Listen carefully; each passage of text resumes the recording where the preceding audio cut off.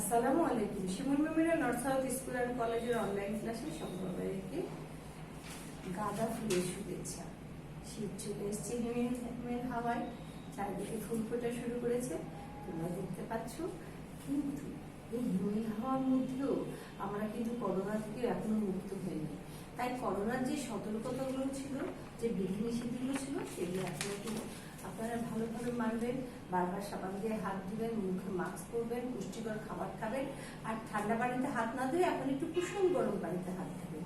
ওকে, আমি সাবিরা ইয়াসমিন, সহকারী শিক্ষক, নর্থ সাউথ স্কুল। আমি আপনাদের প্রথম শ্রেণীর আজকে 21 তারিখের ক্লাসটা গণিত ক্লাসটা দিব।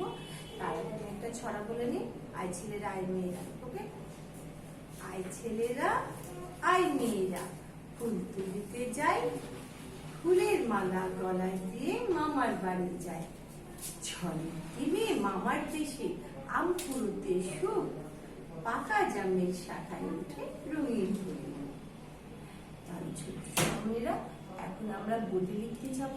আপনারা আমার সাথে সাথে যাবেন এবং আমার সাথে সাথে লেখা শেষ করবেন। ওকে, চলেন যাই।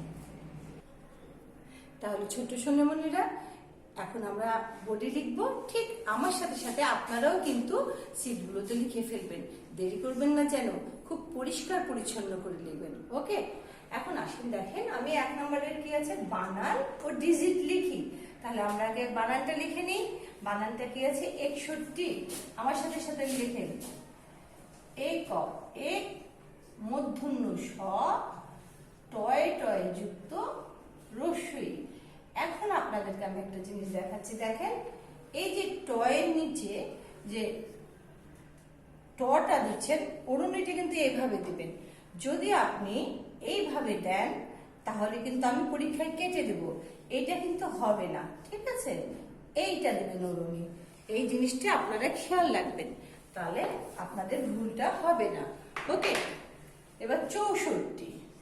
চ ও করে চৌ, মূর্ধন্য স, টয় টয় যুক্ত কে রস্যই, ওড়নিটা সুন্দর করে দেবেন। 65, আমরা জানি 65তে কি হবে বলেন তো, কার কার মনে আছে? এখানে কি একটা চন্দ্রবিন্দু দিব? হ্যাঁ, এখানে একটা চন্দ্রবিন্দু না দিলে বানানটা ভুল হবে। মূর্ধন্য স, টয় টয় যুক্ত রস্যই।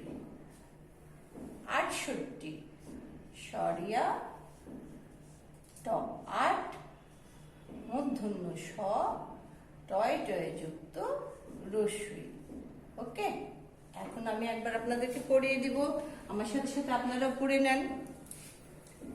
61, এক মূর্ধন্য স, টয় টয় যুক্ত রস্যই। 64, চ ও করে চৌ, মূর্ধন্য স, টয় টয় যুক্ত রস্যই। 65, পয়ে চন্দ্রবিন্দু। চন্দ্রবিন্দুটা দেখেন, আমি কিন্তু 29 উপরে দিই নাই, আমি কিন্তু পয়ের করে দিয়েছি। তাহলে পয় চন্দ্রবিন্দু, 29, মূর্ধন্য স, টয় টয় যুক্ত রস্যই। 68, সরিয়া ট, 8 মূর্ধন্য স, টয় টয় যুক্ত রস্যই। লিখেছেন? পরিষ্কার করে লিখেছেন তো? হ্যাঁ, এবার আমরা চলে যাব ডিজিট লিখতে। এখানে কি আছে দেখেন, 62। আমার সাথে সাথে লিখেন 62। 2 এর এটা কিন্তু সমান দিবেন। হ্যাঁ, 65, 69, 70 হয়েছে। তাহলে আমরা কি লিখলাম, 62, 65, 69, 70 হয়েছে। এখন আপনাদের লেখা সুন্দর করে লিখবেন, পরিষ্কার করে লিখবেন। এখন আমি আসি 2 নম্বরে। 2 নম্বরটা কি বলছে দেখেন, ক্রমবাচক পদ্ধতিতে সংখ্যাগুলো সংক্ষিপ্ত ও পূর্ণরূপে লিখি। ইতিমধ্যে আপনারা জানেন যে আমি 1 থেকে 20 পর্যন্ত কয়েকবার করিয়েছি, কিন্তু বারবার করাচ্ছি। কেন করাচ্ছি বলেন তো? যেন আপনাদের মুখস্থ হয়ে যায়। ঠিক আছে, এখন দেখেন 8 আমি আগে পূর্ণরূপটা লিখবো। কি লিখবো? অষ্টম। সরিয় মূর্ধন্য স এর সাথে ট দিবেন। হ্যাঁ, অষ্টম লিখেছেন। এখানে কিন্তু ঠ দিলে আমি কেটে দিব। অষ্টমের সংক্ষিপ্ত রূপ কি হবে? 8 ম। ওকে, আচ্ছা এবার 11। 11 কি হবে? একাদশ। একাদশ যখন হবে তখন সংক্ষিপ্ত রূপ হবে 11 তালব্য। লিখেছেন ছোট্ট সোনামণিরা? পরিষ্কার করে লিখেছেন? ওকে, এখন 13। 13 কি হবে?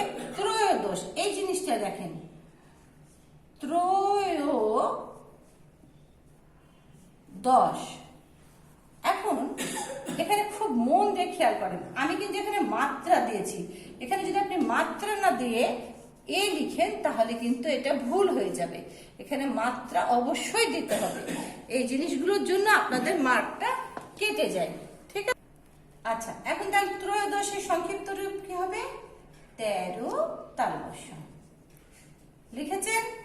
এখন আমার সাথে সাথে আরেকবার পড়ে নেন আর আপনারা খাতাটা মিলিয়ে নেন। 8 পূর্ণরূপ অষ্টম, সংক্ষিপ্ত রূপ 8 ম। 11 পূর্ণরূপ একাদশ, সংক্ষিপ্ত রূপ 11 তালব্য। 13 পূর্ণরূপ ত্রয়োদশ, সংক্ষিপ্ত রূপ 13 তালব্য। লেখা শেষ হয়েছে? চলেন এখন আমরা 3 নম্বরে চলে যাই। 3 নম্বরে কি আছে দেখেন, যোগ ও বিয়োগ ফল নির্ণয় করি।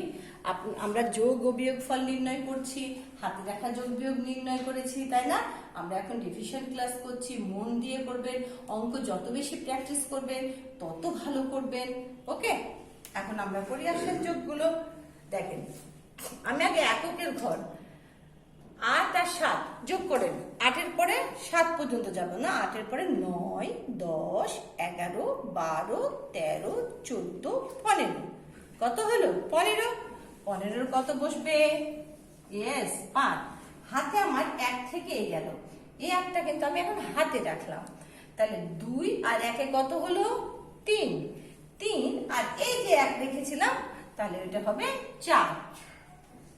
আর এখানে 1 চলে আসলো।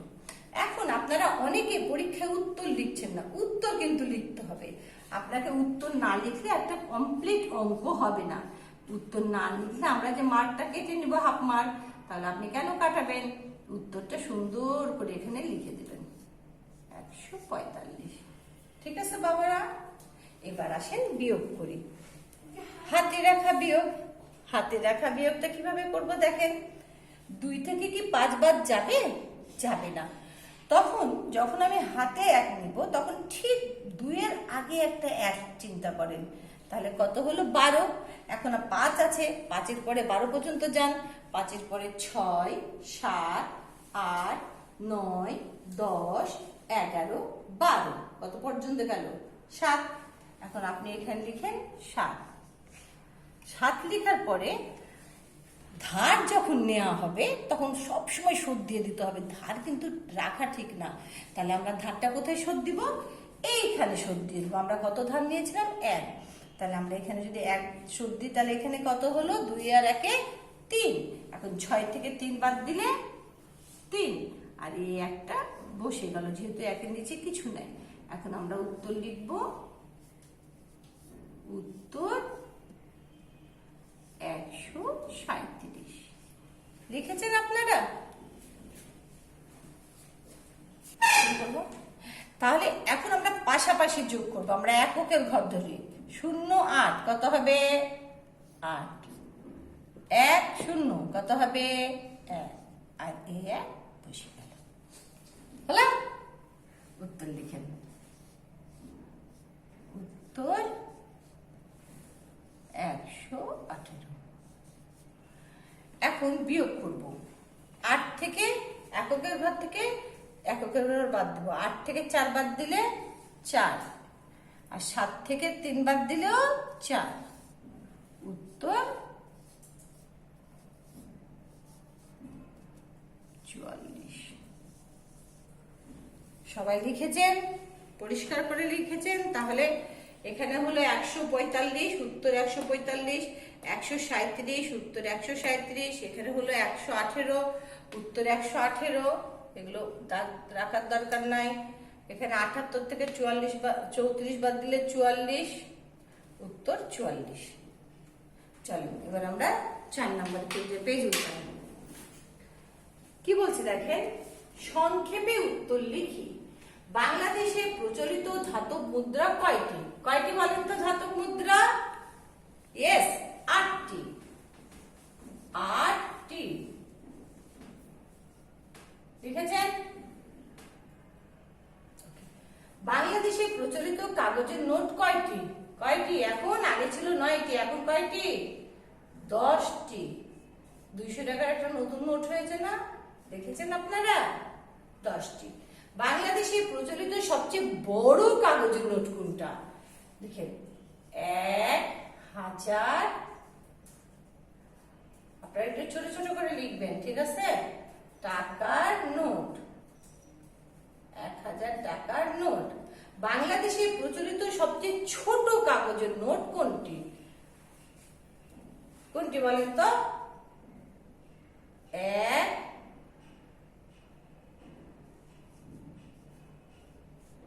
টাকার নোট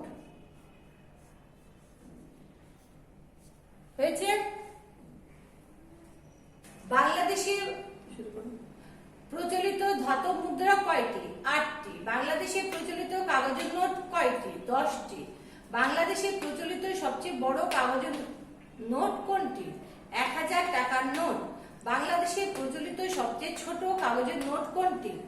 1 টাকার নোট হয়েছে। এবার আসে 14 নম্বর। 14 ঘরের নামটা লিখবো, নাম্বার হচ্ছে 5। 5 নম্বরে কি আছে? 14। আমার সাথে লিখেন, 14 একে 14, 14 দুয়ে 28, 3 14 42, 4 14 56, 5 14 70, 6 14 84, 7 14 98, 8 14 104, 9 14 112, 10 9 14 8 14 112, 9 14 126, 10 14 140। ওকে, আমি আর একবার পড়িয়ে দিই আপনাদেরকে। 14 একে 14, 14 দুয়ে 28, 3 14 42, 4 14 56, 5 14 70, 6 14 84, 7 14 98, 8 14 112, 9 14 126, 10 14 140। লেখা হয়েছে মামনিরা? বাবারা সবার লেখা হয়েছে? ওকে, এখন আপনারা চলেন আমরা আবার একটু মৌখিক পড়ে নিই। চলেন তাহলে এবার আসেন আমরা একটু মৌখিক গুলো পড়ে নিই। দেখেন মৌখিক কি দিয়েছে, দেখেন যোগের বিপরীত প্রক্রিয়ার নাম কি?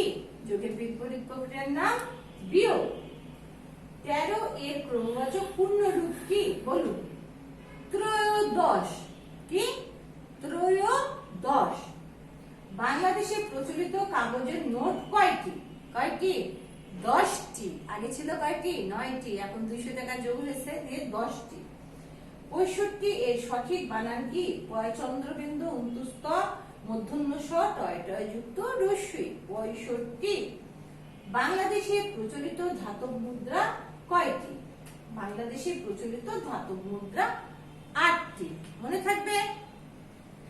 নেক্সট যে আপনাদের এই ক্লাসের উপরে রিভিশন ফিডব্যাক নেওয়া হবে, রিভিশন ফিডব্যাকটা খুব সুন্দর করে পরিষ্কার করে লিখবেন। ওকে, আজকের মতো ক্লাস এখানেই শেষ করছি। সবাইকে আবারও শিউলি ফুলের শুভেচ্ছা দিয়ে